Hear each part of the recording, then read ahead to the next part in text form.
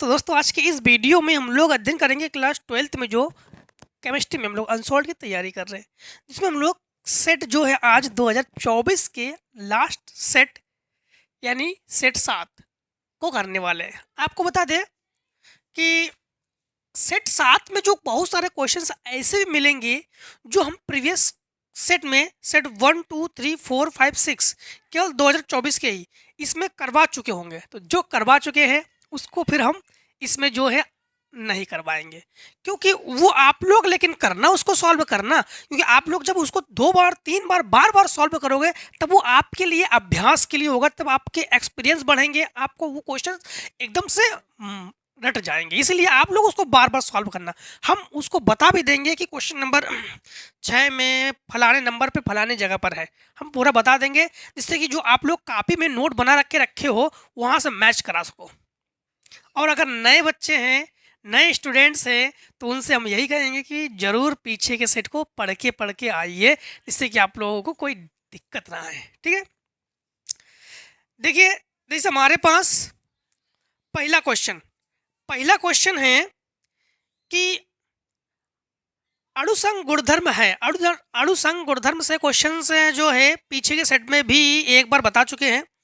तो जो अणुसंग गुणधर्म है वो क्या है? नंबर 1 परासरण दाब, नंबर 2 पृष्ठ तनाव, नंबर 3 घनत्व, नंबर 4 इनमें से सभी। तो अणुसंग गुणधर्म क्या है? ठोस को द्रव में विलेयता को अणुसंग गुणधर्म कहते हैं ना। तो इसमें जो है परासरण दाब, मतलब परासरण दाब क्या है? विलायक के अणु अर्ध पारगम झिल्ली से होकर जाए, मतलब हमारे पास पहला ऑप्शन करेक्ट है।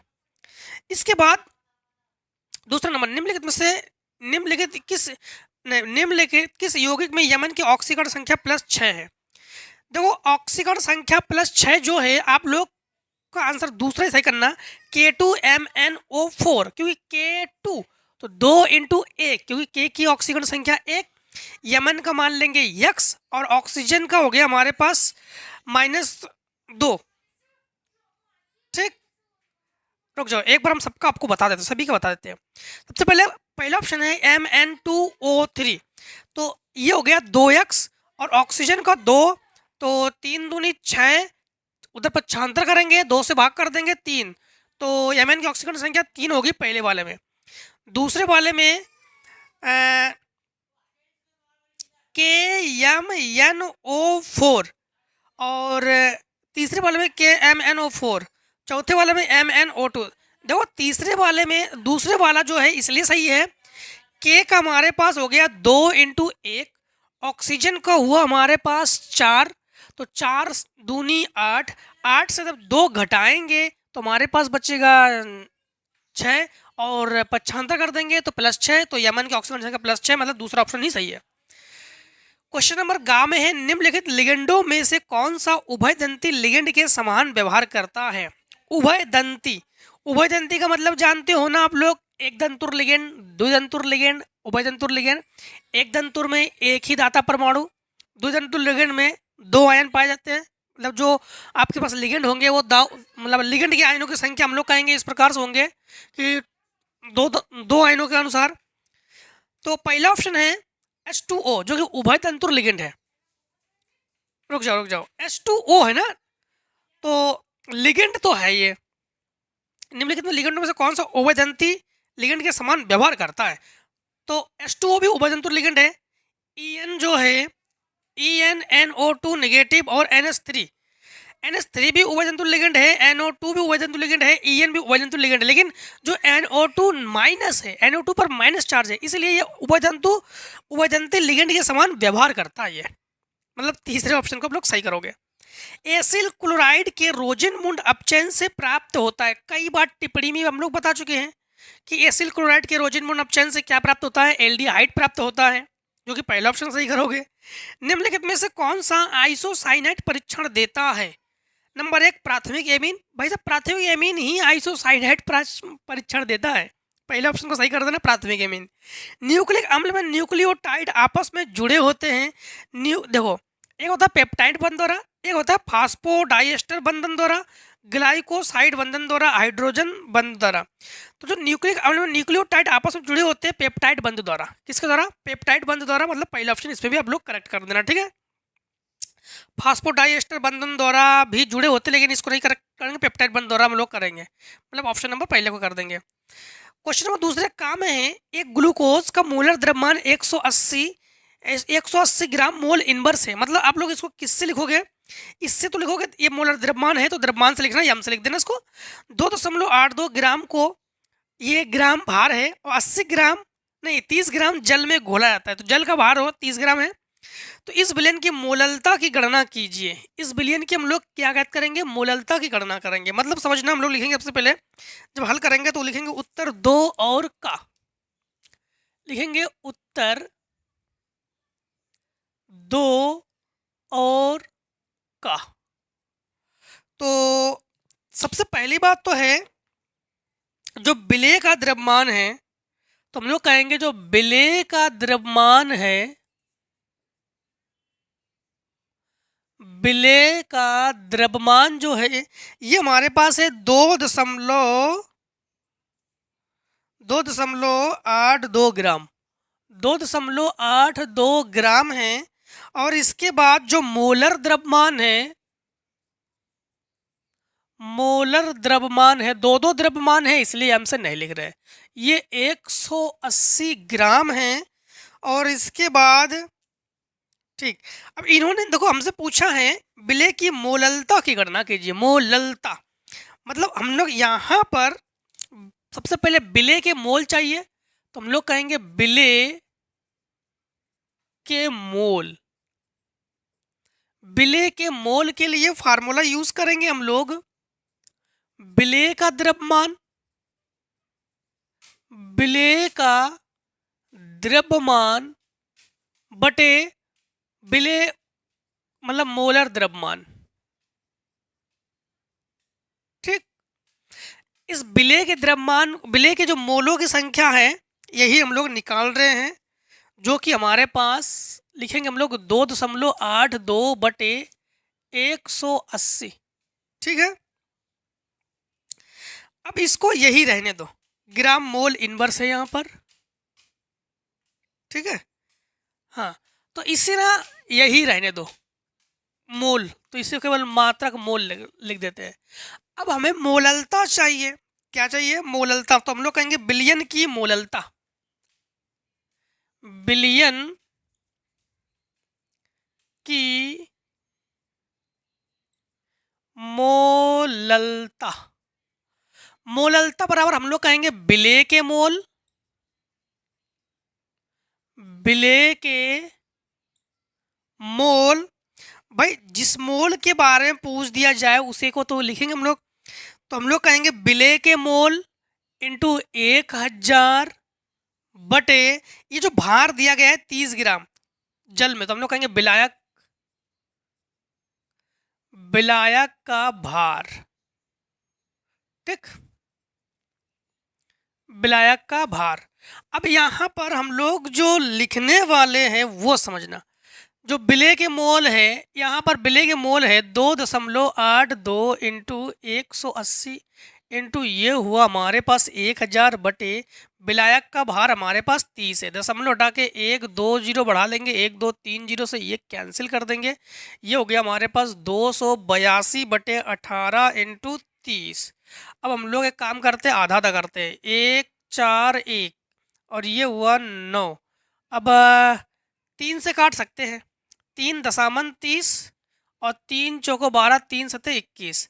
90 से इसमें भाग करेंगे हम लोग, तो जब 90 से भाग कर देंगे तो लगभग हमारे पास 90 से भाग करेंगे 47 में। ठीक है, तो हम लोग कहेंगे कि 90 भागित 47, भाग ना खाए 0.0 बढ़ाया, 9 9 9 9 पना 45, तो 9 पना 45, तो ये हुआ 0.0 बढ़ाया, 9 दूनी 18, मतलब हम लोग कहेंगे 0.52 लगभग। हाँ, तो ये आ जाएगा हमारे पास 0.52 मोल।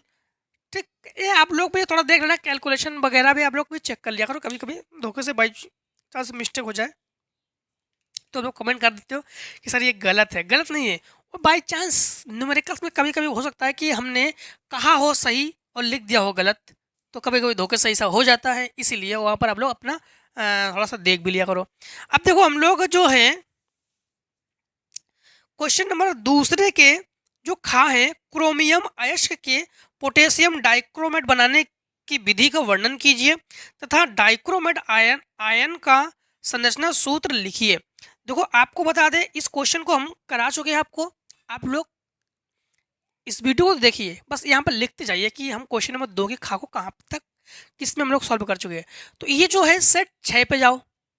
सेट 6 पे जब जाओगे तो क्वेश्चन नंबर जो आप लोगों का 2 है और 2 का जो खा है यही क्वेश्चन है। इसके जस्ट पीछे के सेट में 2 का खा, ये भी 2 का ही खा है, ठीक है। इसके बाद क्वेश्चन नंबर दूसरे गा में है, उपसय संयोजन यौगिकों के वर्नर सिद्धांत की व्याख्या कीजिए। उपसय संयोजन, तो उपसय संयोजन संख्या तो आप लोग जानते हो, कोई भी दाता परमाणु हो, उसके चारों ओर लिगेंड हो, ठीक है, या लिगेंडो के साथ दाता परमाणु जुड़े हुए हो, उसे उपसय संयोजन संख्या कहते हैं। इसी में उन्होंने पूछा है उपसय संयोजन संख्या यौगिकों के वर्नर सिद्धांत की व्याख्या कीजिए। तो वर्नर सिद्धांत क्या है? तो जो सन 1893 ईस्वी में अल्फ्रेड वर्नर ने उपसय संयोजी यौगिकों के निर्माण के लिए उन्होंने क्या किया कि संरचना गुणों संबंधित सिद्धांत प्रतिपादित किया, जिसे वर्नर का सिद्धांत कहते हैं। वर्नर तो 1893 में इन्होंने क्या किया, 1893 में इन्होंने जो है उपसय संयोजन या आप लोग कह सकते हो कि उपसय संयोगिक, ठीक है, या इसका दूसरा नाम भी कभी कभी हमसे पूछ देते हैं, ये समन्वय संख्या। हाँ, समन्वय संख्या तो कह सकते हो कि समन्वय संख्या के लिए या उपसय संयोजन संख्या के लिए इन्होंने क्या किया कि उनकी संरचना और उनके गुणों के बारे में जानकारी प्राप्त करने के लिए एक सिद्धांत प्रतिपादित किया, जिसे वर्नर का सिद्धांत कहते हैं। इस सिद्धांत के अनुसार देखो, धातुओं में 2 प्रकार की संयोजकताएं पाई जाती है। धातुओं में कितनी प्रकार की संयोजकता पाई जाती है? धातुओं में 2 प्रकार की संयोजकताएं पाई जाती है, प्राथमिक अथवा आयनीकृत संयोजकता, द्वितीयक अथवा आयनीकृत संयोजकता, ठीक है। और वे संयोजकता जिनका उपयोग धातु अपने सामान्य लवणों के निर्माण के लिए करते हैं उसे प्राथमिक संयोजकता कहते हैं, ठीक है। और वे संयोजकता जिनके उपयोग के लिए धनायन उदासीन अणु अथवा ऋणायन के साथ जुड़कर संकुल निर्माण करते हैं उन्हें द्वितीयक संयोजकता कहते हैं। बस इसी को ही, यही है वर्नर का जो सिद्धांत, ठीक है। आगे देखो, आगे क्वेश्चन में इन्होंने पूछा है, क्वेश्चन नंबर दूसरे का घा में है, हाइलो एल्केन में द्वि अणु नाभिक रागी प्रतिस्थापन अभिक्रिया SN2 की क्रिया विधि का वर्णन कीजिए। SN2 की जो क्रिया विधि है इसको एक बार हम बता चुके हैं, फिर भी कुछ स्टूडेंट्स कमेंट कर रहे थे कि सर इसे ना दोबारा बता देना, जिससे कि हम लोग और थोड़ा अच्छे से इसको समझ पाए, ठीक है। देखो सबसे पहले हम लोग लिखेंगे उत्तर 2 और घा, तो लिखेंगे हम लोग। चलो इधर दूसरा क्वेश्चन कुछ कर देंगे, उत्तर 2 और 2 का खा नहीं है, 2 का घा है, ठीक। 2 का घा, 2 के घा में सबसे पहले हम डायरेक्टली यही लिख रहे हैं SN2 अभिक्रिया, लेकिन SN2 की खाली SN2 की अभिक्रिया नहीं है, ये SN2 की नाभिक SN2 की ये जो अभिक्रिया है ये है नाभिक रागी प्रतिस्थापन अभिक्रिया। सबसे पहले SN2 की अभिक्रिया में हम लोग करते क्या है समझना कि हाइलो एल्केन में SN2 अभिक्रिया एक पद में होती है। ऐसी अभिक्रियाएं संक्रमण अवस्था में होकर होती है जिसमें अभिकारक परस्पर आंशिक रूप से आबंधित रहते हैं, ठीक है। सबसे पहले छोड़ो, ये सब छोड़ो, आपको सिंपल तरीके से बताते हैं। सबसे पहले एक काम करते हैं, हम लोग मेथिल क्लोराइड लेते हैं। मेथिल क्लोराइड मतलब मेथिल क्लोराइड का मतलब हो गया CH3Cl, ठीक। तो CH3Cl, अब H को हम लोग बॉन्डिंग के अनुसार दिखा रहे हैं, ठीक है।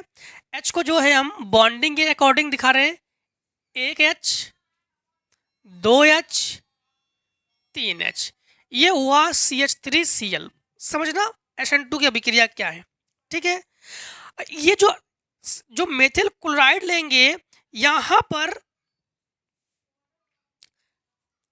यहाँ पर देखो साफ साफ ध्यान रखना कि ऐसी अभिक्रिया संक्रमण अवस्था से होकर होती है। मतलब एक संक्रमण अवस्था लेंगे। क्या लेंगे? एक संक्रमण अवस्था लेंगे। सबसे पहले संक्रमण अवस्था के लिए यहाँ पर एक काम करते हैं, डबल बॉन्ड लगा देते हैं, और यहाँ पर एक काम करते हैं ट्रिपल बॉन्ड से। मतलब समझना भी, अभी को बता रहे अभी। यहाँ पर कोई भी एक भारी नाभिक या न्यूक्लियोफिलिक, जैसे हमने OH की क्रिया करवा दी, ठीक, OH की क्रिया करवा दी जो कि हमने भारी नाभिक में। इस OH का काम क्या होता है? यूं जाकर, भाई ये डरपोक है, ये समझ लेना आप लोग बस, कि पीछे से करता है अटैक। पीछे से, कहाँ से अटैक किया इसने? पीछे से अटैक किया। जैसे पीछे से अटैक करता है SN2 की अभिक्रिया में, तो ये जो Cl का जो बंध है, ठीक है, या आप लोग कह सकते हो कि Cl का जो बंध है ये धीरे धीरे धीरे धीरे टूटता है ये, और जो OH जो है इसके साथ धीरे धीरे धीरे धीरे जुड़ जाता। मतलब समझना कैसे, समझते जाना। OH धीरे धीरे जुड़ रहा है किससे? C से। Cl की बंध को धीरे धीरे तोड़ोगे यूं, बाकी H को तो रहने देना, जो H जिस प्रकार से है उसे रहने देना। जैसे मान लो कि इसके पास एक H है, और चलो यहाँ पर डबल, इस प्रकार से यहाँ पर एक H है और यहाँ पर एक H है, इसको रहने देना, ठीक, इसको रहने देना। अब धीरे धीरे धीरे धीरे H जो है आखिर C के साथ बंध बना ही लेता है, ठीक है। H जो है वो क्या करता है? धीरे धीरे इसके साथ, इसे कहते हैं संक्रमण अवस्था, इसे कहते हैं संक्रमण अवस्था। पर आखिरकार OH जो है ये इसके साथ जुड़ा, ठीक, ये इसके साथ जुड़ा, और प्लस Cl भाई साहब को किया इन्होंने अलग, Cl भाई साहब को इन्होंने कर दिया अलग, ठीक। तो Cl भाई साहब को इन्होंने कर दिया अलग, तो इसे ही कहते हैं हम लोग SN2 की अभिक्रिया, ठीक है। यहाँ पर न्यूक्लियोफिलिक लेना। अब देखो इन्होंने अगला क्वेश्चन तीसरे के का में पूछा हमसे कि परासरण दाब क्या है, ठीक है। तो परासरण दाब क्या है? परासरण किसे कहते हैं? जो विलायक के जो अणु हैं वो अर्धपारगम झिल्ली से होकर उसके अंदर प्रवेश कर जाते हैं। विलायक के इस अणु को उसके अंदर जाने के लिए रोकने के लिए एक दाब लगाया जाता है, जिसे परासरण दाब कहते हैं, ठीक है।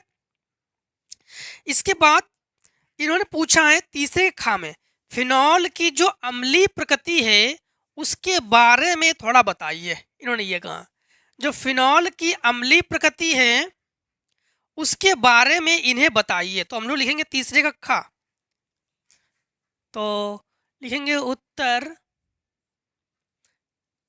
3 और खा। हेडिंग डालना फिनॉल की अम्लीय प्रकृति। क्या हेडिंग डालोगे? फिनॉल की अम्लीय प्रकृति। फिनॉल की देखो, एक तो फिनॉल अम्लीय है और तथा प्रबल क्षारकों के साथ अभिक्रिया करके लवण बनाता है। ये फिनॉल अम्लीय है, फिनॉल अम्लीय है और प्रबल क्षारकों के साथ अगर ये क्रिया कर ले तो लवण बनाता है। और हम लोग ऐसे भी जानते हैं कि अम्ल और क्षार की अभिक्रिया से लवण और जल बनते ही है, ठीक है। सबसे पहले फिनॉल का फार्मूला लिखते हैं हम लोग। फिनॉल का फार्मूला क्या हो जाएगा?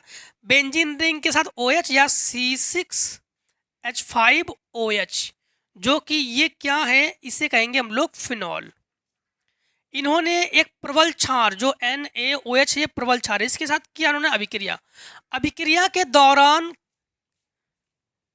लवण और जल को बना दो, ठीक है।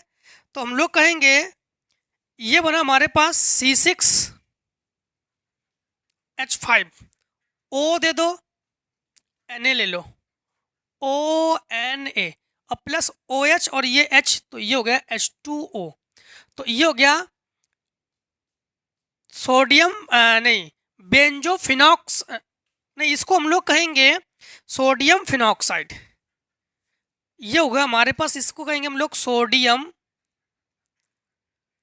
फिनॉक्साइड, जो कि लवण है और ये क्या है, जल है। ठीक।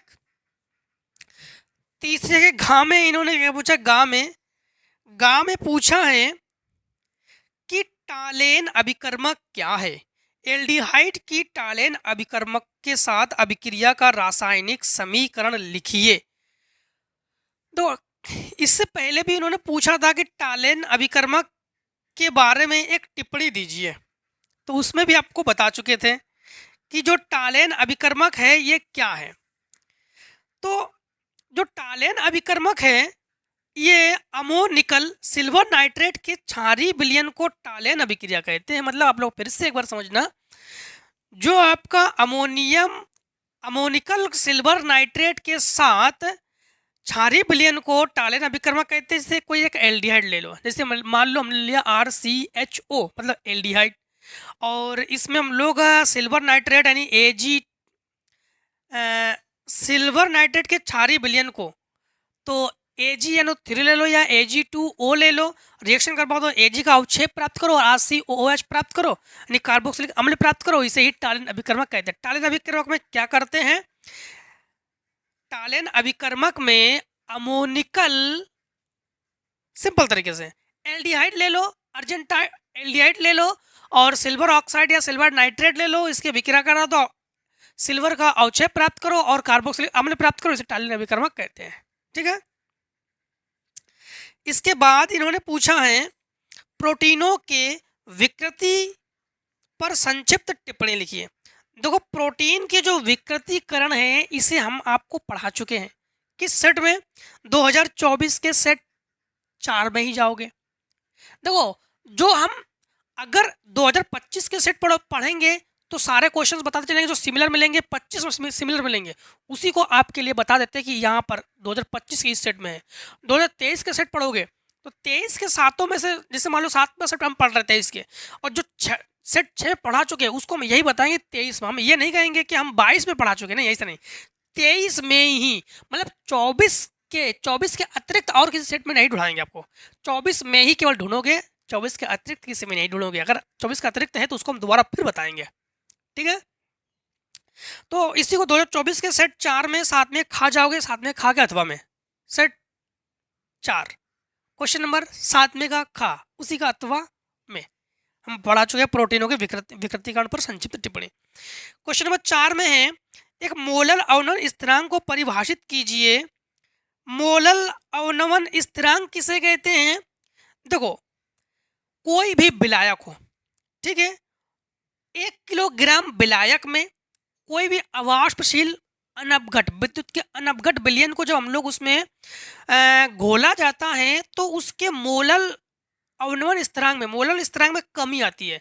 इसे हम लोग कहते हैं मोलर अवनमन स्थिरांक। हाँ, और अगर मोलर उन्नयन स्थिरांक में यानी मोलर के स्थिरांक में अगर वृद्धि होगी तो उसे उन्नयन स्थिरांक कहते हैं। फिर से एक बार समझो, 1 किलोग्राम विलायक ले लो, उसमें अवाष्पशील विद्युत अनपघट घोल दो। घोलने के बाद अगर उसकी उन्नयन स्थिरांक में वृद्धि हो तो उन्नयन कहोगे, मोलर स्थिरांक में कमी हो तो उसको मोलर अवनमन स्थिरांक कहोगे। ठीक है। क्वेश्चन आगे हैं, चौथे काम में ही हैं न्यूमेरिकल से, जिसको हम लोग सॉल्व करेंगे, यहाँ से लिखते जाएंगे वहां तक सॉल्व करते जाएंगे। ठीक है। तो लिख रहे हैं उत्तर 4 और का। चौथे के काम में हमारे पास ये है कि 25 ग्राम एथिलीन ग्लाइकॉल, 25 ग्राम एथिलीन ग्लाइकॉल का मतलब ये हुआ स्मॉल w, जो कि है 25 ग्राम, और इसके बाद है 300 ग्राम जल में, 300 ग्राम जल में इसे घोलेंगे। चलो, और जलीय विलयन की हिमांक की गणना कीजिए। हाँ, हिमांक की गणना कीजिए। तो हिमांक का मतलब डेल्टा TF हम लोग गणना करेंगे, और इसके बाद जल के मोलर अवनवन स्थिरांक का मान, मतलब KF का मान, KF का मान हम लोग लिखेंगे KF बराबर हम लोग लिखेंगे 1.86, ठीक, 1.86 और kelvin kilogram mole inverse, kilogram mole inverse है। और जल का हिमांक, चलो ये तो 273.15 केल्विन, उसको तो ज्ञात करेंगे बाद में, ठीक है। तो सबसे पहले हमारे पास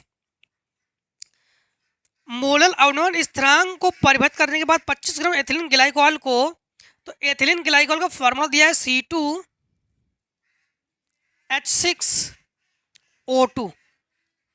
हमें यम चाहिए, भार चाहिए, तो भार निकालेंगे हम लोग। तो कैसे निकालेंगे? यम बराबर 2 इंटू कार्बन का 12 प्लस 6 इंटू 1 प्लस 2 इंटू 16। तो हम लोग कहेंगे यहाँ पर 12 दूनी 24 प्लस 6 एकम 6 प्लस 16 दूनी 32, 30 30 60 2 62। यम का मान निकाल लिया हम लोगों ने 62। 300 ग्राम जल में, 300 ग्राम जल तो हम लोग कहेंगे कैपिटल W, 300 ग्राम हो गया हमारे पास, ठीक है। अब इन्होंने पूछा है, सबसे पहला कंडीशन में हम लोग डेल्टा TF ज्ञात करते हैं। तो जब डेल्टा TF, ठीक है, डेल्टा TF जब हम लोग ज्ञात करेंगे तो फार्मूला लगा देंगे KF into W into 1000 M into capital W।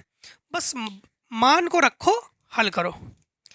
तो यहाँ पर हम लोग लिखेंगे KF का मान हमारे पास क्या है, कहाँ भाई साहब KF, ये है 1.86 इंटू स्मॉल W का मान कहाँ है, 25 है, और इसके बाद 1000 और बटे स्मॉल यम कहाँ है 62 इंटू कैपिटल W कहाँ है 300।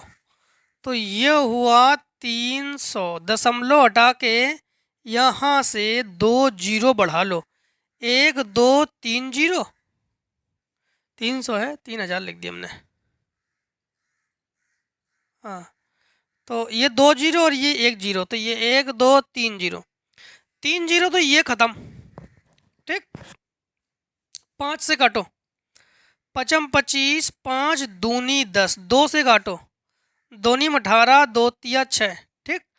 अब गुणा करो, तो जब गुणा करेंगे तो 5 तिया 15, 1 9 पन्ना 45 और 1 46 बटे, गुणा करो, 3 से काट सकते हैं, 3 से काटो, इसे भी 3 से काटो, 3 3 का 9, 3 एकम 3, हाँ, 5 एकम 5 और 5 तिया 15, ठीक।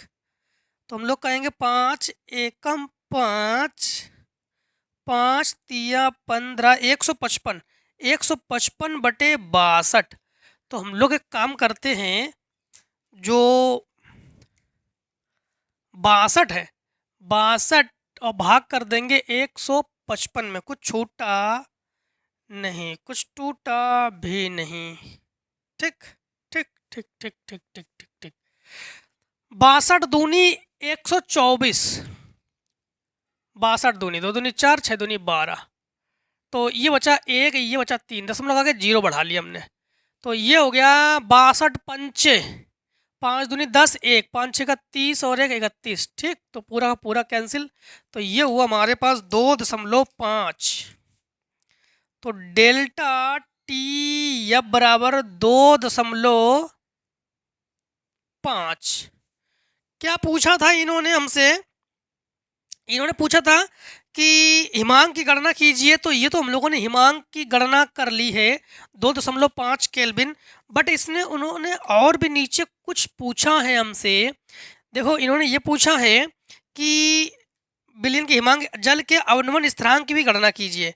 मतलब अब लोग देखो, एक दिया गया हमारे पास 273.15 है ना, तो हम लोग एक काम करते हैं कि 273.15 है, उसमें से 2.5 को घटा देते हैं, तो ये निकल के आ जाएगा हमारे पास। तो ये 5 यहाँ पे 0 कर लो, ये बचा 5, यहाँ से एक लो 11 से बचा 6, ठीक, यहाँ बचा 2, 2 से 2 जीरो, और ये हो गया 270.65 केल्विन, ये हो गया और एक आंसर, और ये हो गया एक आंसर।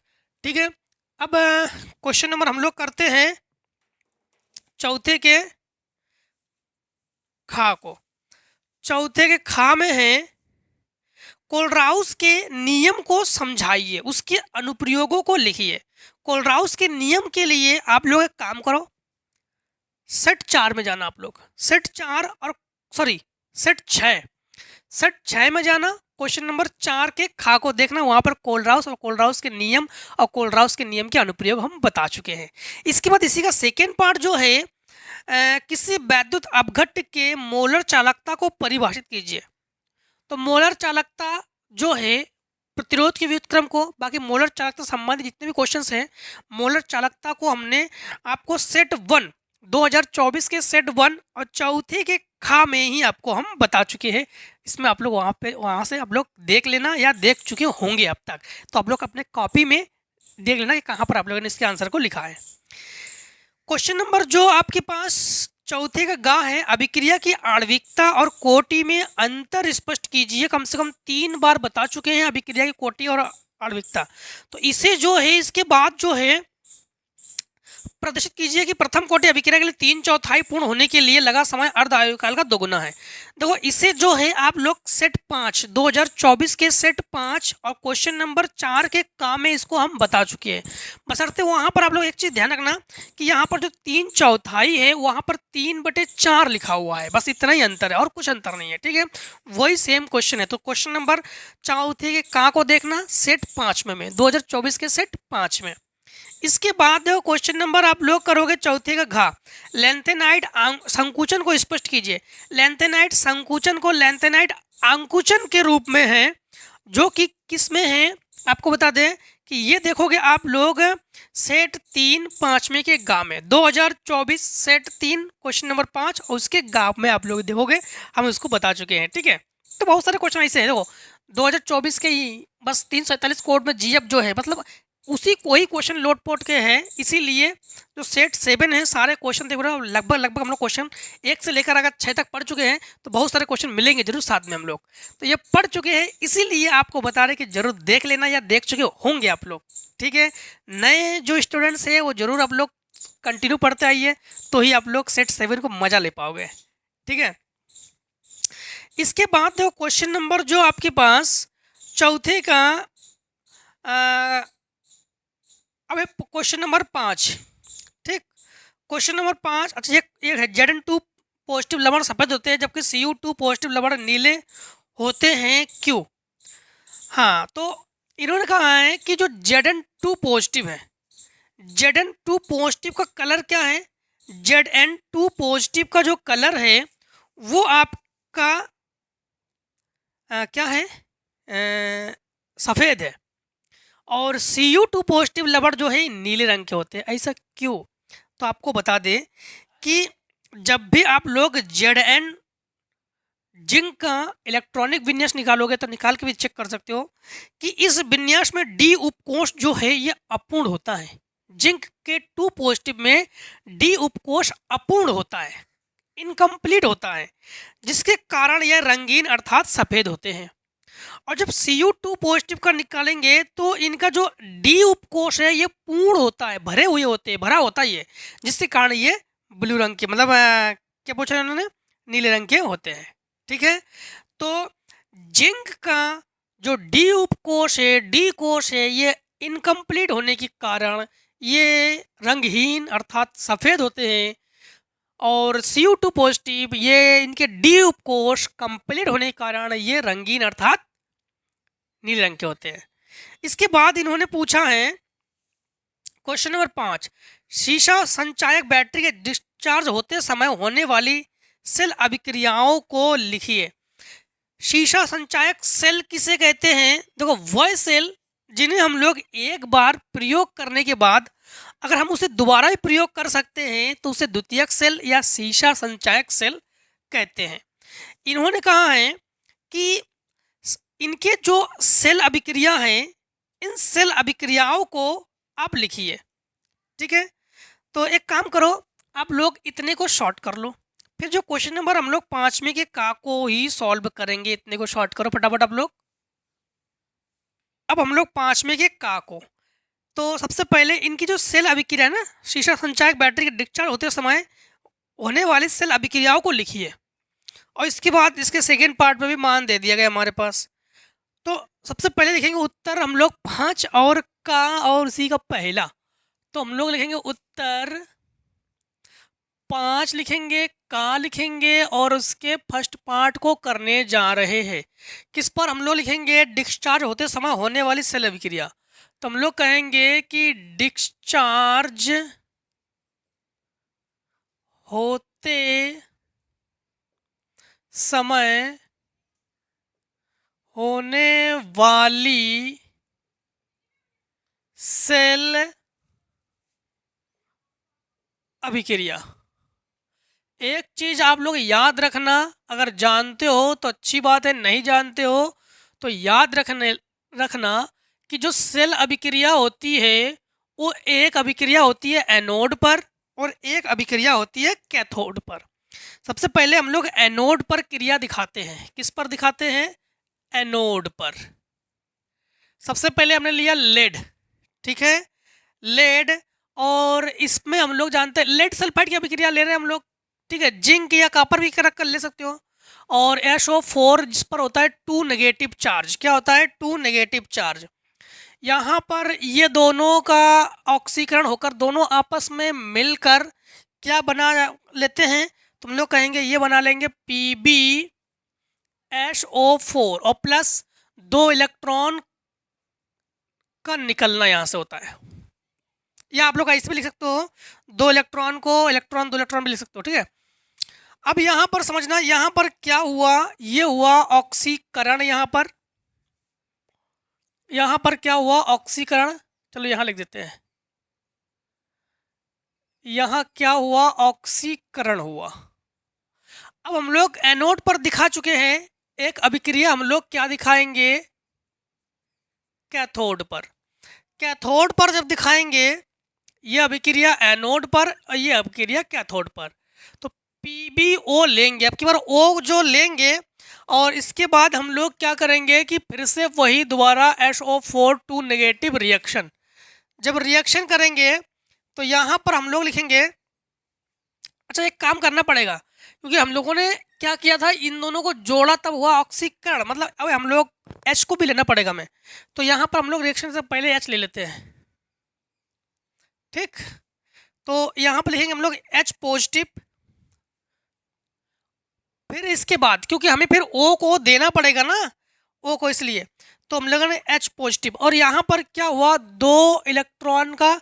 अब अगर इलेक्ट्रॉन को दान कर दिया जाए तो उसे ऑक्सीकरण कहेंगे, अगर इलेक्ट्रॉन को ग्रहण कर लिया जाए तो उसे हम लोग अपचन यानी कैथोड पर क्रिया कहेंगे। तो इसलिए हम लोग इलेक्ट्रॉन प्लस में कर रहे हैं यहाँ पर। और अब की बार यहाँ पर जब रिएक्शन करेंगे तो हम लोग PbSO4 को हम लोग क्या बनाएंगे? PbSO4 प्लस, और इसके बाद हम लोग यहाँ पर जो ऑक्सीजन को लेना ही तो हुआ, तो अपचयन में प्रक्रिया, तो यहाँ पर हुआ H2O। अब बैलेंस करने के लिए H में यहाँ पर 2 से गुणा कर लो, ठीक, और H में O 2 बार है तो यहाँ पर 2 से गुणा कर लो और यहाँ पर 4 से गुणा कर लो, ठीक है, 4 से गुणा कर लो।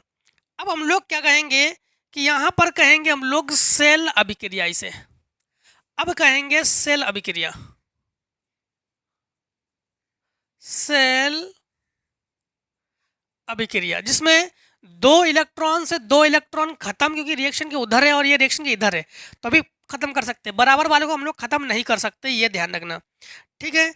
यहाँ पर हमारे पास क्या हुआ? ये Pb जो कि सॉलिड है, ठीक, Pb जो कि सॉलिड है, प्लस हम लोग क्या लिखेंगे?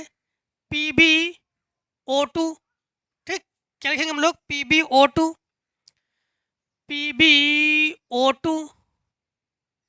ऐसे लिखो, PbO2 लेड ऑक्साइड, ठीक। अब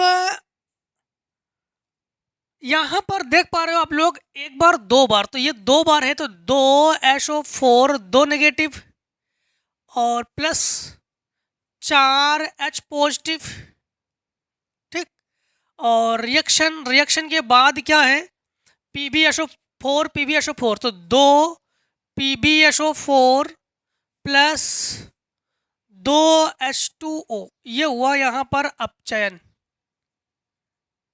ठीक, ये तो हमारे पास सेल अभिक्रिया है, इसे हम लोग कहेंगे सेल अभिक्रिया। इन्होंने कहा था कि जो सेल अभिक्रिया है, इस सेल अभिक्रिया को दिखाओ, तो हम लोगों ने ये दिखाया है सेल अभिक्रिया। इसके बाद जो हमारे पास सेकेंड पार्ट में इन्होंने जो वैल्यूज हमें गिवन किया उन्होंने, इसी को ही हम लोग करते हैं, जिसमें से हमारे पास, चलो वैल्यूज को देखो, यहाँ पर लिखा है CuH ठीक प्लस Cu2 पॉजिटिव और 1 मोलर हमारे पास है, और इसके बाद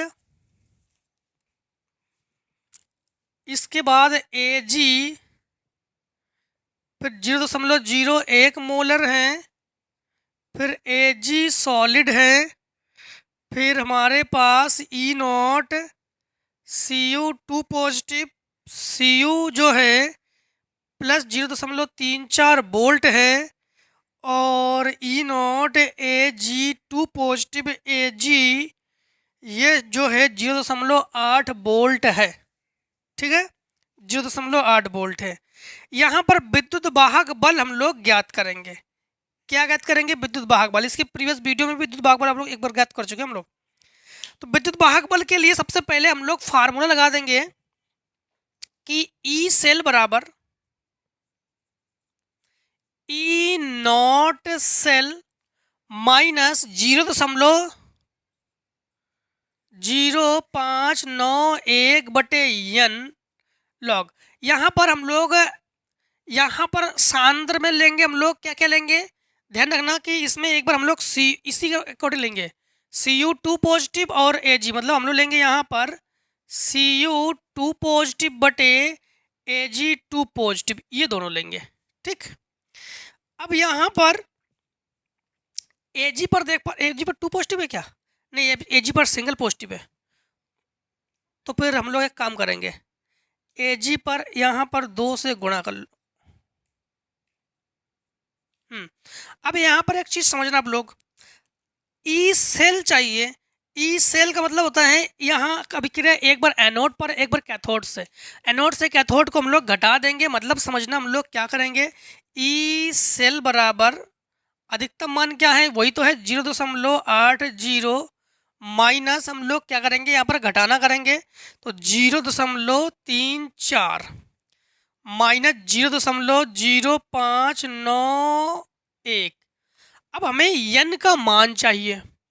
यन का मान हम लोग इस रिएक्शन को देखकर ही लेते हैं। ठीक है, तो जब यन का मान लेंगे तो हम लोग देख पा रहे हैं कि यहाँ पर 2 पॉजिटिव 2, हमेशा यही देखा करो कि हम लोग जानते हैं कि 2 इलेक्ट्रॉनों का आदान प्रदान करेंगे इसमें, चाहे इसमें जो है हम लोग 2 ही इलेक्ट्रॉनों का आदान प्रदान करेंगे, क्योंकि कॉपर के पास 2 इलेक्ट्रॉन है, तो मतलब 2 इलेक्ट्रॉन का आदान प्रदान करेंगे, तो यन का मान 2 ही लेंगे हम लोग। ठीक है, और इसमें भी 2, एन का मान 2 है, और Cu2 पॉजिटिव का जो मान है, Cu2 पॉजिटिव का मान 1 है, तो 1 बटे Ag का मान हमारे पास है 0.01 है। ठीक, 0.01 है। बस इतने में एक काम करेंगे, क्योंकि इसमें स्क्वायर है तो स्क्वायर कर देंगे। अब यहाँ पर आप लोग क्या करोगे कि ई सेल बराबर 10 से 6, 7 से 4, 0.46 माइनस 0.0591 बटे 2, इसे लिखेंगे लॉग 1 बटे 0.01 इंटू 0.01, दशमलव हटा के 1 2, एक 4 अंक बढ़ाएंगे तो 1 2 3 4। एक चीज़ ध्यान रखना कि यहाँ पर हम लोग क्या करेंगे कि यहाँ पर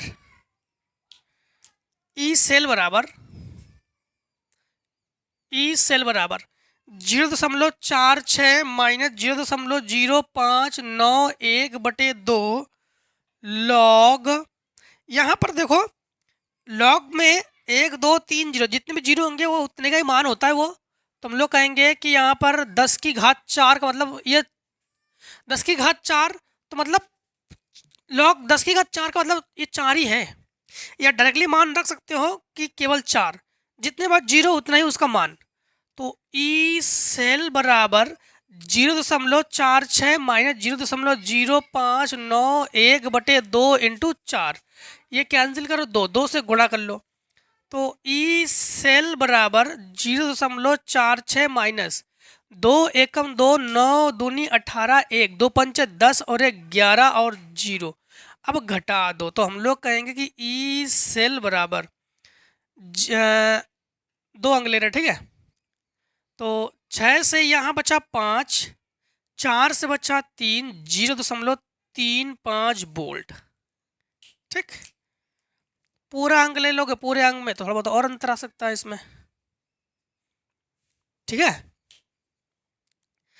अब देखो क्वेश्चन नंबर, इसी में इन्होंने पूछा है 5वें के खा में, ठीक।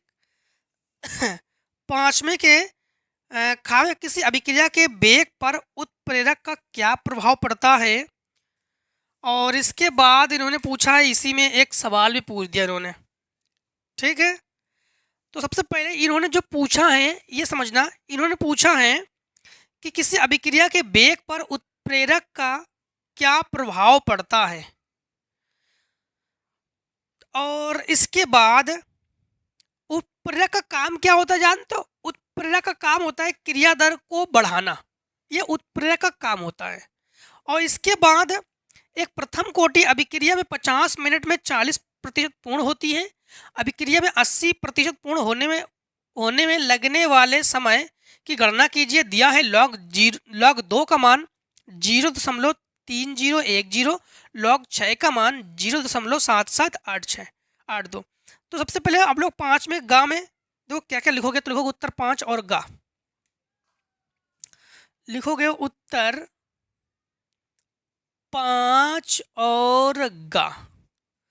5 के गा में सबसे पहले हमारे पास जो वैल्यूज है उसे लिख लो। प्रथम कोटि अभिक्रिया में 50 मिनट में, 50 मिनट का मतलब हो गया हमारे पास ये हो गया टी बराबर हमारे पास ये हुआ 50 मिनट। 50 मिनट में 40% पूर्ण होती है। कितने प्रतिशत पूर्ण होती है? 40% पूर्ण होती है। तो हम लोग कहेंगे कि ए बराबर 100 ले लो, ठीक है। तो यक्स बराबर जब 40 है तो ए माइनस यक्स बराबर हमारे पास 60 है फिर, ठीक है। 100 से 40 घटा दो 60 है।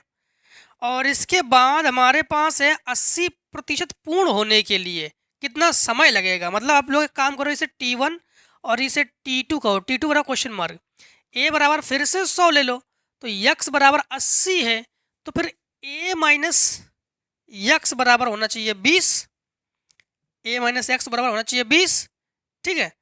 तो एक काम करो फिर, ये हमारे पास x1 और ये x2, ये 1 और ये 2, ठीक।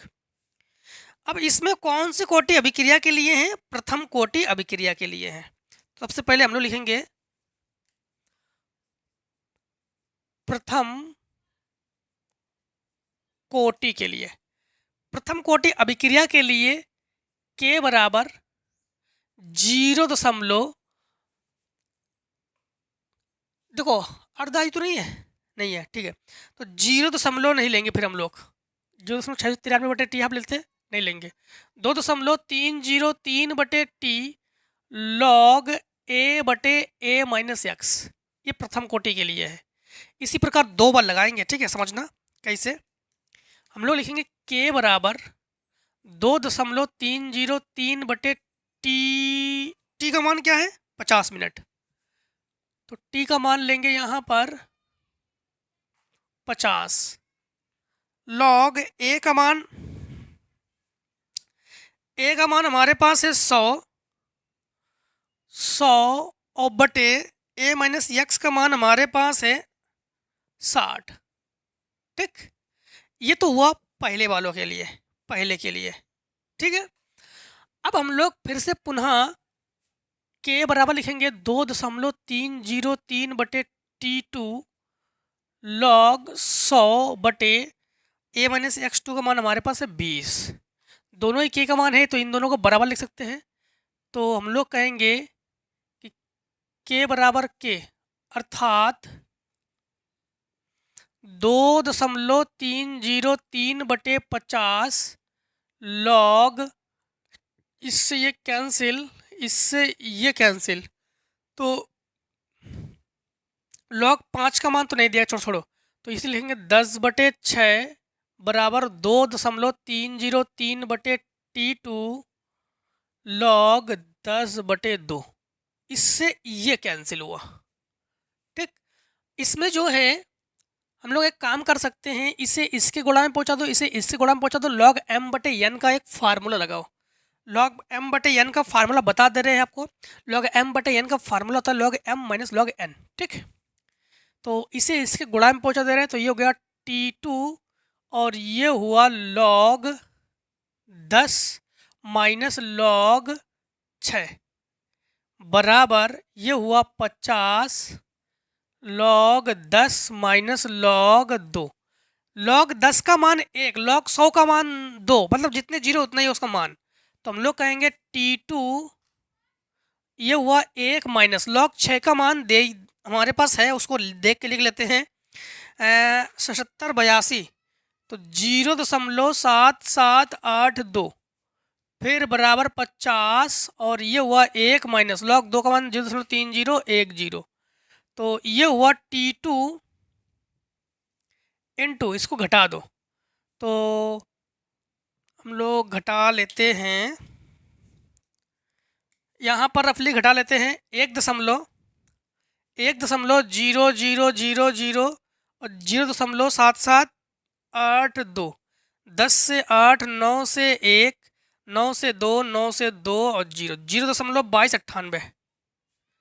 तो हम लोग कहेंगे कि 0.2298 बराबर यह हुआ 50 इंटू, इन्हें घटा देंगे 1.3010 से, तो ये हम लोग 1.000 0.3010, 0 10 से 9, फिर 9, फिर 9 से 6, 0.699, 0.699, इसको इनके बटे में पहुंचा दो, तो T2 बराबर हम लोग कहेंगे 0.6999 नहीं है 0 इंटू 50 बटे 0.2298, 4 अंक के बाद 4 अंक के बाद दशमलव कैंसिल हुआ है ये। हाँ, अब चलो अब काम करते हैं कि ये काम आप लोग ही करना, इनका गुणा कर लेना फिर इनसे भाग कर देना।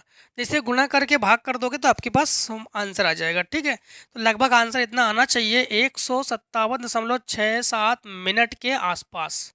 चेक कर लेना आप लोग एक बार। हाँ, ये ठीक। अब देखो क्वेश्चन नंबर हम लोग करेंगे क्वेश्चन नंबर 5 में गा करेंगे।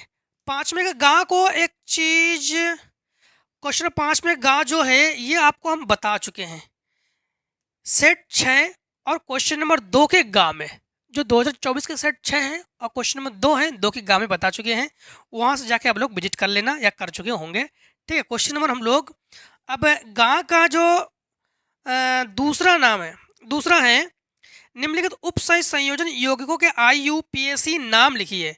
जो IUPAC नाम है इसमें है कि COCl2En को होल ट्वाइस Cl। चलो एक काम करते हैं, पहले आप लोग इतने को ही शॉर्ट कर लो, ठीक, फिर हम लोग आगे क्वेश्चन को सॉल्व करते हैं। इतने को शॉर्ट कर लो।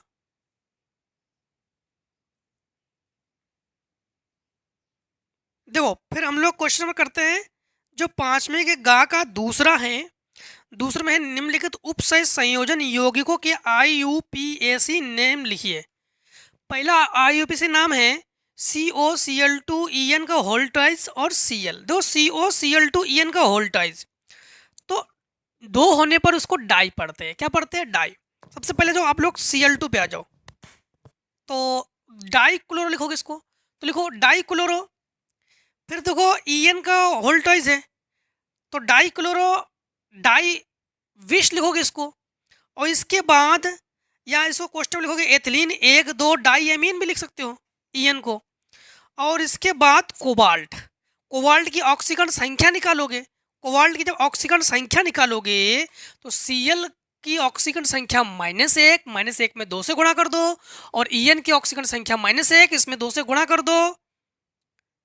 ठीक, तो यहां पर आपके पास -2, और रुक जाओ, पहले Cl की -1, तो -1 से 2 से गुणा कर दो, और इसके बाद जो बाहर Cl है उसका आपके पास -1, तो -1 और -2 -3। ठीक है, और आपके पास -3 और En का -1, मतलब आपके पास -4। -4 को पक्षांतर कर देंगे तो हमारे पास हो जाएंगे +4, मतलब +4 इसकी ऑक्सीकरण संख्या होगी अप्रोक्स। हाँ, तो आप लोग लिखना di chloro bis ethylene 1 2 di amine cobalt 4 chloride. और इसके बाद तो दूसरा है Fe4, 4 है तो 4 की गिनती बाहर वाले में नहीं करेंगे। और इसके बाद अंदर है FeCN6 का होल थ्राइज। ठीक है, तो हम लोग लिखेंगे सबसे पहले इसको आयरन कर देंगे, और इस आयरन की ऑक्सीकरण संख्या जो देखो प्लस होल थ्राइज है ना, तो वो होल थ्राइज जो है बाहर वही ऑक्सीकरण संख्या हो जाएगी इसकी। तो आयरन 3, और इसके बाद हेक्सासाइनिडोफेरड, और फेरड की ऑक्सीकरण संख्या हो जाएगी 2। ठीक, तो लिखना आप लोग आयरन 3 हेक्सासाइनिडोफेरड 2।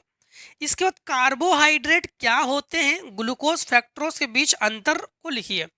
ये जो है क्वेश्चन नंबर, अब लोग देखो 5वीं का जो है घा, तो जो सेट आपका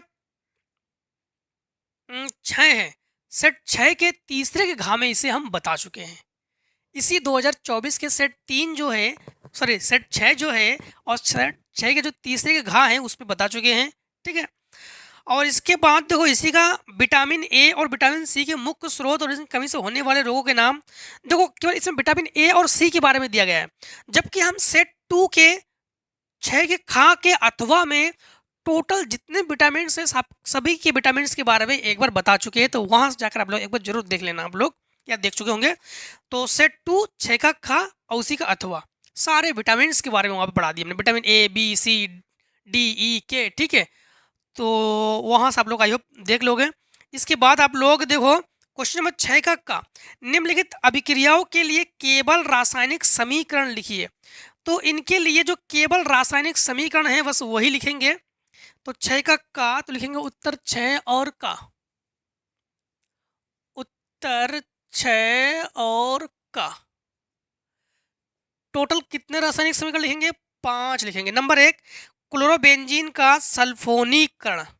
ठीक, क्लोरोबेंजीन का सल्फोनीकरण मतलब सबसे पहले हम लोग क्या लेंगे, क्लोरोबेंजीन लेंगे। तो बेंजीन रिंग ले लेते हैं, इस बेंजीन रिंग में Cl को जोड़ देते हैं, इसे कहेंगे क्लोरोबेंजीन। सल्फोनीकरण का मतलब होता है सल्फ्यूरिक अम्ल से क्रिया करवाएंगे, तो हम लोग लिखेंगे H2SO4 रिएक्शन। हीट कर दो इसे, हीट करने के बाद आप लोग एक ध्यान रखना कि एक बार सल्फ्यूरस को आर्थो पर और एक बार सल्फ्यूरस को पैरा पर जोड़ते हैं, चाहे ये सल्फोनीकरण हो चाहे नाइट्रीकरण हो, दोनों में। ये तो हो गया क्लोरोबेंजीन, ये हुआ हमारे पास क्लोरोबेंजीन। यहाँ पर SO3H और एक बार जोड़ोगे यहाँ पर SO3H, बस यही करते हैं हम लोग। ठीक है, तो एक बार हम लोग इसे कहेंगे ये सल्फोनिक अम्ल हो गया यहाँ पर। ठीक है, ये क्या हुआ, सल्फोनिक अम्ल, ये भी हुआ सल्फोनिक अम्ल। ये आर्थो सल्फोनिक अम्ल और ये पैरासल्फोनिक अम्ल। इसके बाद सेकेंड कंडीशन में है, सेकेंड कंडीशन में है कि क्लोरोबेंजीन का नाइट्रीकरण। नाइट्रीकरण में भी सेम वही करते हम लोग। एक चीज ध्यान रखना, ये होता है लघु और ये होता है मुख्य। तो अब हम लोग क्लोरोबेंजीन लेंगे, फिर से वही बेंजीन रिंग ले लेंगे। ठीक, क्या ले लेंगे हम लोग, बेंजीन रिंग ले लेंगे, Cl ले लेंगे, HNO3 की अभिक्रिया, बशर्ते बस एक चीज़ ध्यान रखना कि HNO3 लोगे तो आप लोग उत्प्रेरक में H2SO4 लोगे, वो भी सांद्र H2SO4। बस सेम वही क्रिया करवा देंगे इसमें भी, ठीक है।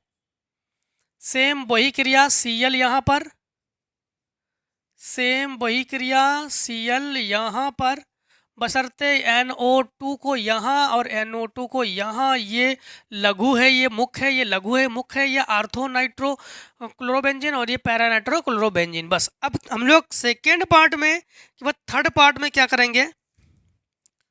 थर्ड पार्ट में इन्होंने कहा है भाई साहब एथिल ब्रोमाइड की सोडियम एथॉक्साइड से क्रिया। एथिल ब्रोमाइड का फार्मूला C2H5Br प्लस किसके साथ, सोडियम एथॉक्साइड के साथ।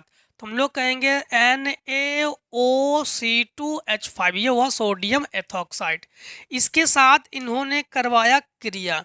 तो यहाँ पर बहुत सिंपल अभिक्रिया, इस बंध को तोड़ो, Na को जोड़ दो, तो ये बनेगा हमारे पास C2H5 और ये O और ये C2H5 प्लस NaBr, ठीक है। और चौथे पार्ट में इन्होंने क्या कराया हमसे, चौथे पार्ट के लिए उन्होंने कहा है कि एथिल ब्रोमाइड की नहीं, बुर्टज फिटिंग अभिक्रिया, ठीक। बुर्टज फिटिंग अभिक्रिया, बुर्टज फिटिंग अभिक्रिया में हम लोग क्या करेंगे, एल्किल एरिन ले लो, मतलब आप लोग एल्किल एरिन मतलब यहाँ पर CX का मतलब ClBr कुछ भी ले सकते हो, ठीक है, ले लिया हमने। फिर हम लोग एल्किल हाइलाइट की क्रिया करवा देंगे। हाँ क्या कहा, बुर्टज अभिक्रिया, हाँ बुर्टज अभिक्रिया, ठीक है। तो बुर्टज फिटिंग अभिक्रिया में हम लोग एल्किल एरिन लेते हैं और उसमें हम लोग एल्किल हाइलाइट की क्रिया कराते हैं, मतलब हम लोग सोडियम भी लेंगे और एल्किल हाइलाइट की क्रिया कराएंगे, मतलब HX भी लिख सकते हो उसको और XR भी लिख सकते हो, मतलब XR लिख रहे हैं। और यहाँ पर एक चीज़ ध्यान रखना कि बुर्टज फिटिंग अभिक्रिया में हम लोग शुष्क ईथर की उपस्थिति में क्रिया कराएंगे, शुष्क ईथर। अब इस क्रिया के दौरान यहाँ पर भी हाइलोजन, यहाँ पर भी हाइलोजन, तो हम लोग क्या करेंगे कि इस एरोमेटिक के साथ, इस एरोमेटिक के साथ इस एल्किल को दे दो, तो हम लोग क्या करेंगे कि इसे दे दिया प्लस ये 2 और ये X, तो हम 2 NaX हो गया, ये 2 NaX हो गया, ये हो गया बुर्टज फिटिंग अभिक्रिया। इसके बाद लास्ट नंबर में इन्होंने क्या पूछा है, लास्ट नंबर कहा कि फिटिंग अभिक्रिया, ओनली फिटिंग अभिक्रिया। सबसे पहले हाइलो एरीन ले लो, हाइलो एरीन का मतलब हो गया है बेंजीन रिंग ले लो, ठीक। तो हमने क्या किया, बेंजीन रिंग लिया हमने, ठीक, ये ले लिया हमने हाइलो एरीन।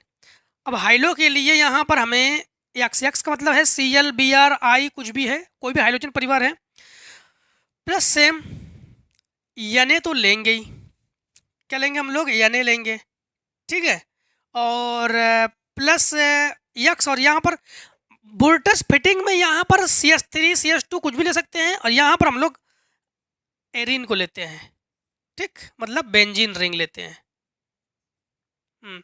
अब रिएक्शन करवा देंगे, सेम वही बनेगा, जो कुछ यहाँ बना बस वही बनेगा यहाँ पर बनेगा हमारे पास ये और ये दोनों जुड़कर डाइफेनिल, ठीक, ये और ये इन दोनों को जोड़ दो, ठीक है,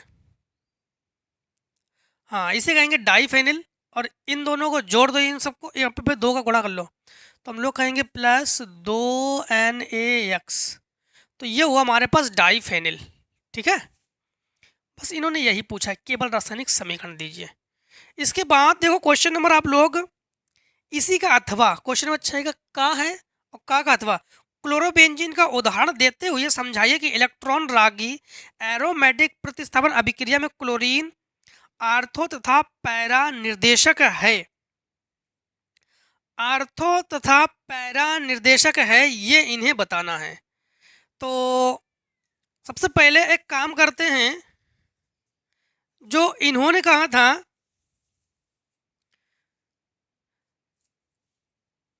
क्लोरोबेंजीन का उदाहरण देते हुए तो आपको एक चीज बता दें कि इसके पहले के 2024 के सेट 6 में जो जीई सेट है आपका, उसमें ही हम आपको बता चुके हैं जो आपका हाइलो एरिन की नाभिक रागी प्रतिस्थापन अभिक्रिया है, पूछा गया था। सेम वही क्वेश्चन है, उसमें क्लोरोबेंजीन की मैंने अनुनादी संरचना आपको दर्शा दिए थे ना, बस वही है, वही इन्होंने दोबारा इसमें क्वेश्चन को चेंज करके उन्होंने पूछा है। ठीक है, इसके बाद इन्होंने इसी में पूछा है फ्रेयॉन तथा डीडीटी के उपयोग के तथा पर्यावरण पर इनके प्रभावों का एक संक्षिप्त टिप्पणी लिखिए। देखो, फ्रेयॉन का उपयोग हम लोग किस में करते हैं? इनका उपयोग एरोसॉल, प्रशीतक तथा वायु शीतलन में किया जाता है। मतलब फ्रेयॉन का प्रयोग जो है हम लोग किसी वस्तु को जैसे ठंडा करते हैं उसमें इसका प्रयोग हम लोग करते हैं। इनका उपयोग विलायक के रूप में भी किया जाता है, मतलब फ्रेयॉन का उपयोग विलायक के रूप में करते हैं। एक तो हम लोग ठंडा करने में करते हैं, एक विलायक के रूप में भी करते हैं। फ्रेयॉन का उपयोग जो है CFCS भी, यानी क्लोरोफ्लोरोकार्बन भी संक्षिप्त में CFCS भी कहते हैं इनको। मतलब जो फ्रिज है ना, फ्रिज में कौन सी गैस भरी जाती है? क्लोरोफ्लोरोकार्बन गैस भरी जाती है, CFCS गैस भरी जाती है। उस गैस का काम क्या होता है कि ठंडा करना। तो इसमें हम लोग फ्रिज में भी इसका प्रयोग करते हैं हम लोग। हाँ, यही फ्रेयॉन जो है वही है। और इनके स्प्रे भी करवाते हैं। और इसके बाद डीडीटी के उपयोग, डीडीटी के बता दें आपको कि डीडीटी का उपयोग जो है सबसे अधिक उपयोग इसका करते हैं कीटनाशक के रूप में। अभी तो मार्केट में इनको बंद कर दिया गया है, बैन करा दिया गया है, क्योंकि बहुत हानिकारक भी है ये।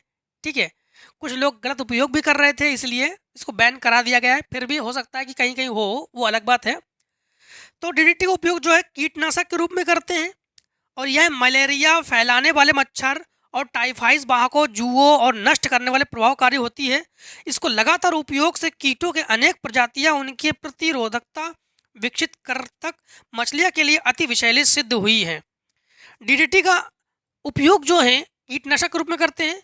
और बहुत से लोग क्या करते थे कि जैसे नदी नाले या नदी नालों में अधिकतर करते थे कि डीडीटी का छिड़काव कर देते थे, जिससे मछलियाँ भी मर जाती थी। ठीक है, मछलियों को पकड़ने के लिए लोग ऐसा भी करते थे, तो इसलिए बहुत से रीजन के लिए बैन किया गया उसको।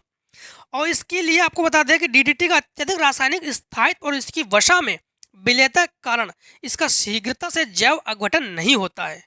ठीक है, एक चीज़ ये आपको ध्यान रखना। और डीडीटी के बारे में कभी कभी डीडीटी का फुल फॉर्म, टीएनटी का फुल फॉर्म जो है ये सब पूछ देते हैं एग्जामिनर, इसको भी आप लोग तैयार रखना।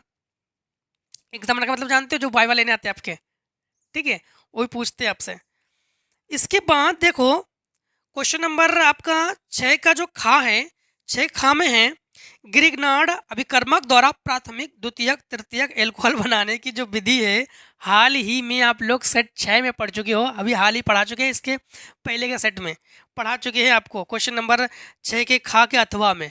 ठीक है, और जो विलियमसन संश्लेषण है वो भी पढ़ा चुके हैं, 6 के खा के अथवा में ही है, वहीं पे है। ठीक है, तो जो सेट 6 है और जिसके जो 6 के खा का अथवा है उसमें पढ़ा चुके हैं आपको। इसके बाद जो है क्या होता है जब, मतलब केवल रासायनिक समीकरण देना है आपको। ठीक है, केवल जो है हम लोग रासायनिक समीकरण देंगे। एनिसॉल की अभिक्रिया निर्जल AlCl3 के साथ। तो जो एनिसॉल है, एनिसॉल की क्रिया हम लोग किसके साथ करेंगे? निर्जल AlCl3, मतलब केवल रासायनिक समीकरण तो लिखते हैं, इसी को करते हैं हम लोग।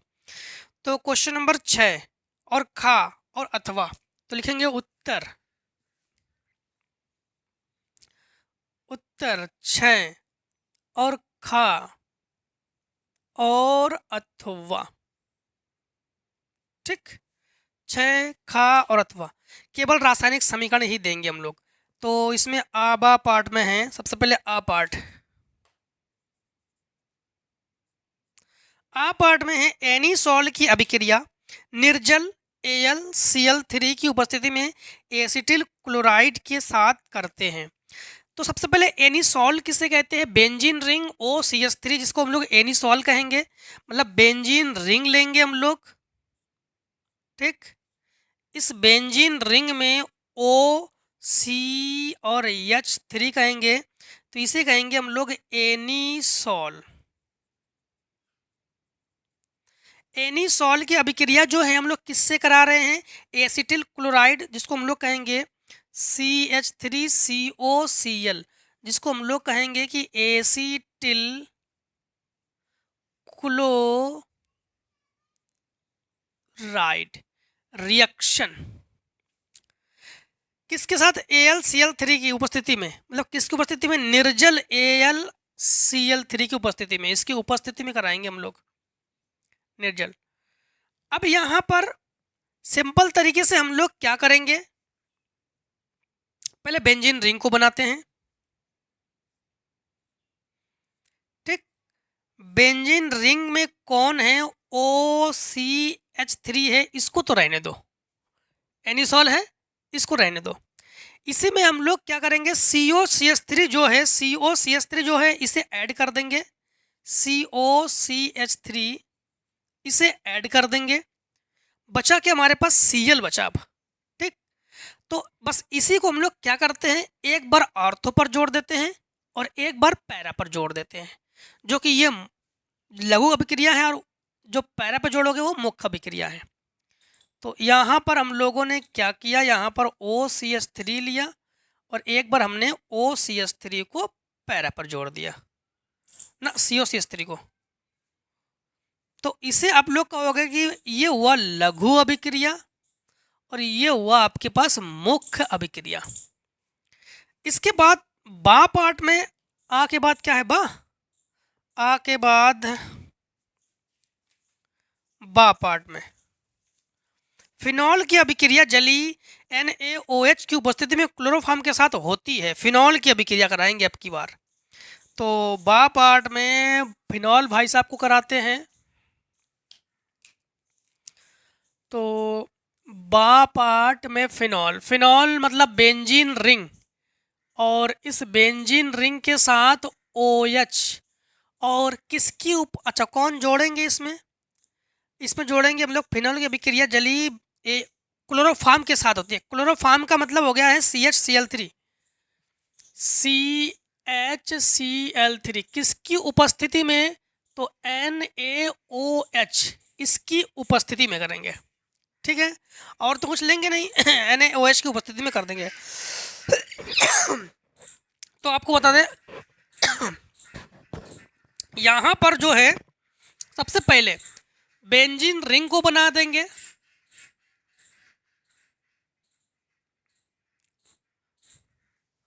रुक जाओ। यहां पर हम लोग किससे क्या कह रहे हैं? क्लोरोफॉर्म से करा रहे हैं, ठीक है। तो यहां पर जो है, यहां पर इस O को लिखोगे बट H को नहीं लिखोगे, क्योंकि यहां पर इसका काम है इसे, ये क्षार है तो अम्ल को दूर करना, मतलब H को दूर कर देना। यहां पर आकर जुड़ेगा Na, और यहां पर आप लोग Ca और ये H और ये H, तो ये हो गया हमारे पास CH3, ठीक। पुनः रिएक्शन करवाएंगे, इसके दोबारा फिर से रिएक्शन करवाएंगे हम लोग। नहीं, एक काम करते हैं, यहां पर जो है समझना, ये H और ये H को हटाओ, इसके OH को दे दो यहाँ पर, तो ये हुआ CHO। या काम करते हैं कि ये H और ये H इसे हटा दो, इस O को दे दो, तो ये बनेगा हमारे पास CHO। इसे दोबारा फिर से रिएक्शन करवा देंगे हम लोग, और NaCl बाहर निकला, यहां से लिख सकते हो NaCl बाहर निकला। फिर दोबारा क्रिया करवा देंगे हम लोग, इसकी सेकेंड रिएक्शन करवा देंगे हम लोग हाइड्रोक्लोरिक अम्ल से, HCl से। जैसे HCl से क्रिया करवा देंगे,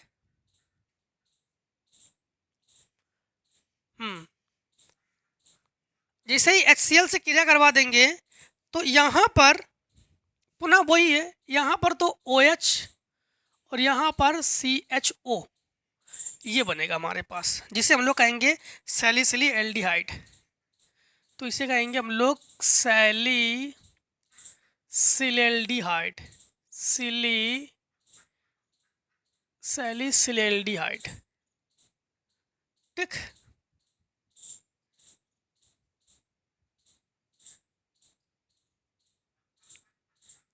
इसके बाद आबा के बाद सा में इन्होंने क्या कहा है कि किसके साथ करने के लिए कहा है इन्होंने? नहीं, इसका सेकेंड पार्ट है। सेकेंड पार्ट में है एल्कोहल बनाने की बोरानन ऑक्सीकरण अभिक्रिया पर संक्षिप्त टिप्पणी लिखी है। मतलब आबाई है और सेकेंड पार्ट में टिप्पणी। तो क्या पूछा इन्होंने, एल्कोहल बनाने की बोरानन ऑक्सीकरण पर संक्षिप्त टिप्पणी लिखी है। देखो, डाइबोरेन B2H6 एक इलेक्ट्रॉन न्यून अणु है, अतः यह इलेक्ट्रॉन रागे की तरह कार्य करता है। ठीक है, और तथा एल्किन से क्रिया करके ट्राई एल्किल बोरेन बनाता है, जो क्षारीय H2O2 द्वारा ऑक्सीकृत होकर एल्कोहल देता है। यह अभिक्रिया हाइड्रोबोरानन ऑक्सीकरण अभिक्रिया कहलाती है। यही टिप्पणी आप लोग लिखोगे। ठीक है, इसके बाद इन्होंने पूछा है सातवें का। सातवें का में जो है इन्होंने पूछा है क्या होता है जब केवल रासायनिक अभिक्रिया दिखाइए। तो मतलब अब लिखिए सातवें का। तो उत्तर 7 और का केवल रासायनिक समीकरण। उत्तर 7 और का। सातवें का में हमसे इन्होंने पहला क्वेश्चन हमसे ये कहा है, एसीटोन की अभिक्रिया सोडियम हाइपोडाइट से होती है। एसीटोन मतलब CH3CO CH3 CH3CO CH3 plus किसके साथ होती है? ये होगी आपके सोडियम हाइपोआयोडाइड से, मतलब NaOI से, NaOI से रिएक्शन के दौरान। तो Na का काम क्या होता है? तोड़ना, क्योंकि वो धन आयन है तो उसका काम होता है तोड़ना। तो Na ने तोड़ा CH3C CH3C, ये O और Na स्वयं जाके जोड़ा तो COONA प्लस सोडियम एसिड बना। यहाँ पर एक CH3 ये बचा हमारे पास और एक I बचा हमारे पास, तो मेथिल आयोडाइड हो गया। यहाँ पर क्या हो गया हमारे पास? Methyl iodide. तो हम लोग कहेंगे CH3I या CHI3 भी कर सकते हो अगर आप लोग जल को निकालना चाहो तो। अगर जल को निकालना चाहो तो फिर C, यहाँ पर एक 2H अभी है तो H2O। अब बैलेंस करना चाहो तो बैलेंस करो, बैलेंस ना करना चाहो तो ना करो, कोई बात नहीं। यहाँ पर हम बैलेंस नहीं कर रहे हैं तो सेकेंड पार्ट को करने जा रहे हैं। सेकेंड पार्ट में हमारे पास इन्होंने कहा है एसिटिक अम्ल की अभिक्रिया। एसिटिक अम्ल का फार्मूला CH3COOH की अभिक्रिया किसके साथ? अभिक्रिया रुक जाओ, ये तो थर्ड नंबर है, एसिड एल्डिहाइड है। सेकेंड पार्ट में है एसिड एल्डिहाइड। एसिड एल्डिहाइड का मतलब हो गया है एल्डिहाइड पे CH3 समूह CHO समूह होने चाहिए, तो CH3CHO acid aldehyde. Acid aldehyde को अमोनिया के साथ अभिकृत करते हैं। अमोनिया का फार्मूला होता है NH3। हाँ, अमोनिया के एक H को इन भाई साहब को दे दो। ठीक है, तो हम लोग लिखेंगे कि CH3 तो लिखेंगे हम लोग C। अब एक H जो है इन भाई साहब को दे देंगे तो ये हो जाएगा CH2। ठीक है, तो यहाँ बचेगा हमारे पास NH2 और यहाँ हमारे पास एक H इन्हें दे देंगे तो ये हो जाएगा OH। तो OH, C के पास एक बंद, दो बंद, तीन बंद। तो एक काम करो, यहाँ पर फिर एक H दे दो। चलो H हम इस प्रकार से लिख दे रहे हैं, या HCH लिखो या C ऐसे H लिख लो। ठीक है, इसके बाद इन्हें पुनः हीट कर दो और हीट करने के बाद हम लोग जानते हैं कि इसमें से जल को निकाल देंगे। ठीक, जल को जो है निकाल देंगे तो बनेगा हमारे पास क्या? ये CH3 और ये CH ये हो गया CH। और इसके बाद हमारे पास समझना OH और एक H इनसे दे रहे तभी बनेगा H2O, वो निकला, NH बचा यहाँ पर और NH। बॉन्डिंग कंप्लीट चेक कर लेंगे, एक बंद, दो बंद, तीन बंद, एक बंद बाकी, तो ये हो गया 4 बंद। ठीक, अब इन्होंने फिर अगला कंडीशन हमसे क्या पूछा है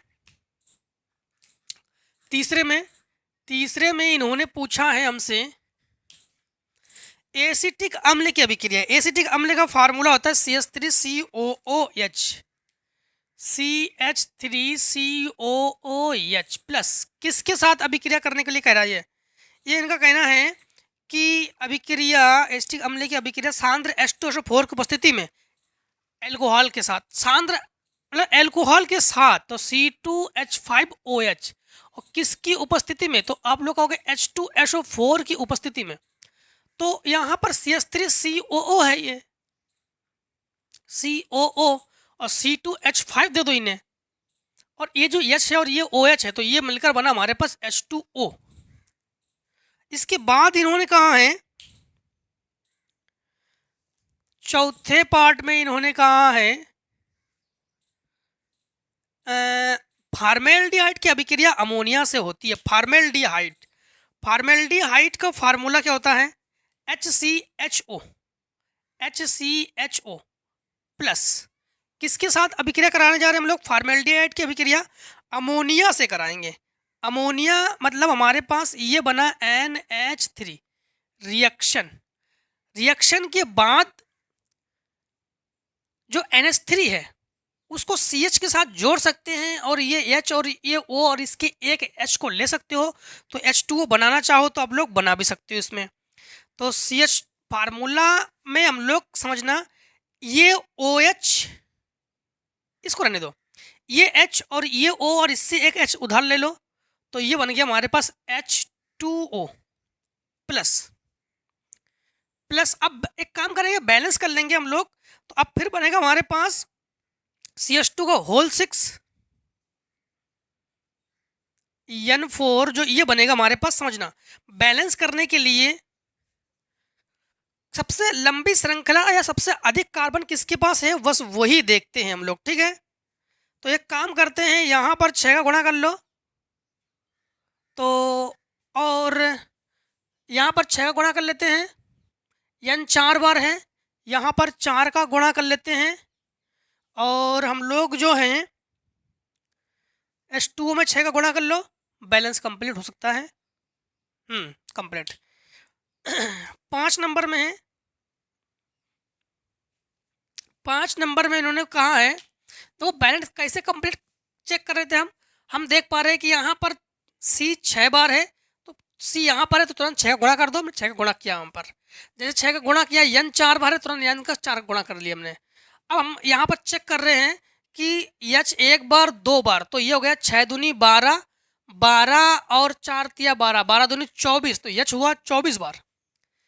तो यहाँ पर H हुआ 24 बार, तो ये हो गया 6 दूनी 12 और 6 दूनी 12 24 बार। यही देख के हमने गुणा किया हमने। हाँ, अब 5 नंबर में हमारे पास बेंजीन को निर्जल AlCl3 की उपस्थिति में कार्बन मोनोऑक्साइड तथा हाइड्रोजन क्लोराइड के साथ अभिकृत करते हैं।